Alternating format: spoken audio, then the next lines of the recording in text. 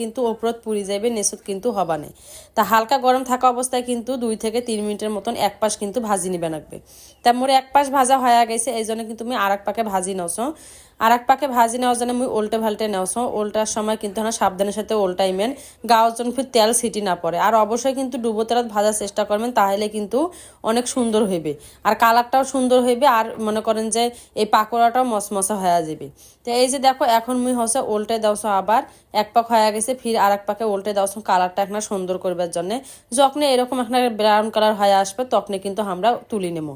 তো এই যে মোর কিন্তু হয়ে গেছে, এখন মুই হসো এগুলা তুলি নেওছো। এখন মুই দেখো তুলে নেওয়া শেষ, সবগুলা ভাজি নিছু, এখন তুলে নিছু। তারপরে হচ্ছে মুই এখন পরিবেশন করি, তোমাকে দেখাওছো কতটা ইয়াম্মি হয়েছে, মজাদার হয়েছে। এই যে দেখো মুই ভাঙ্গি দেখাওছো ভেতরত কেমন হয়েছে। তা কি কি ভাবছেন? কোনো কিছু ভাবার চিন্তা ভাবনার কোনো কারণ নাই। ঝটপট বাজারত যাও আর ইসলা মাছ নিয়ে এসে ইনকে একটা পাকোড়া বানান।